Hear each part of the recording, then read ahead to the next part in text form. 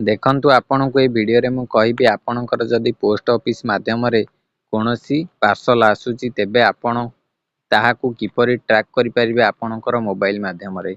एहार process आपनकु मु पूरा fast रु लास्ट पर्यंत कहिबी। जदि आपण जानियाकु चाहुचंती तेबे आगकु देखंतु।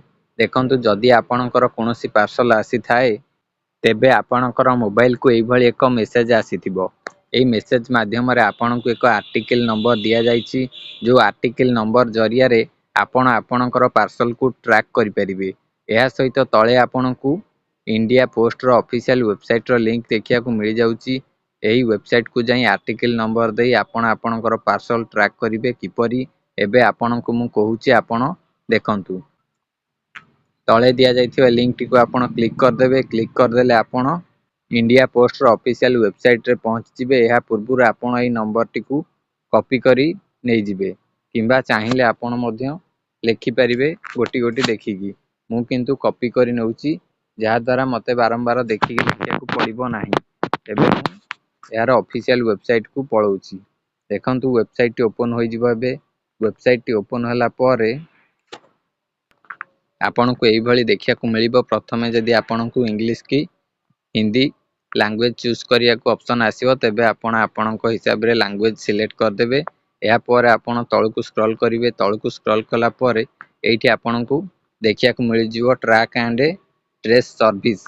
प्रथम रे आपनको जहा सिलेक्ट मिलिबो ताकू सिलेक्ट रहिया को देबे।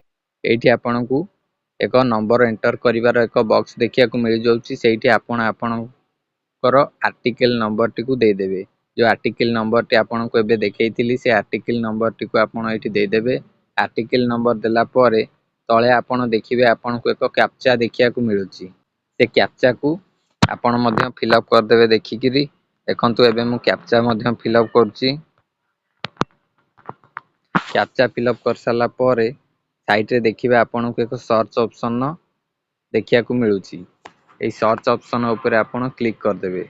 सर्च ऑप्शन ऊपर क्लिक कला परे सर्च हेई आपणकर जो पार्सल टी पहुंचलानी कि नहीं, कोउठी अछि, को पोस्ट ऑफिस रे पहुंची एहा आपण देखिया को पाई जिवे। कोउठ आरंभ हबो कोउठी पहुंचबो एहा मध्य आपण को देखिया को मिल जिवो। एहार पूरा डिटेल आपण एठी पाई जिवे।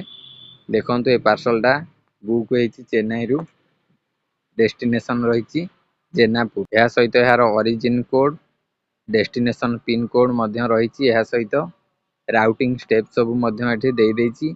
आपण देखि परिबे कोउठी एहा जाईकी पहुंचीची।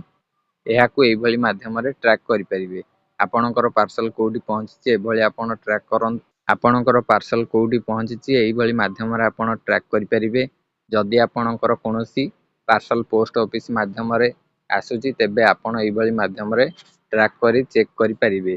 जेपर कि पैन कार्ड किंबा एटीएम कार्ड एई सब गुडी को पोस्ट ऑफिस माध्यम रे आसी थाए। आपण एहा को ट्रैक करि नै परिबे एई भली माध्यम रे। फुल प्रोसेस आपनको मु कहि देली फास्ट रु लास्ट पर्यंत। जदि आपनको वीडियो टी भल लागि थाए तेबे लाइक करंतु और चैनल को सब्सक्राइब करी पाखे थिबा बेल आइकन को ऑल रे प्रेस करी रखंतु।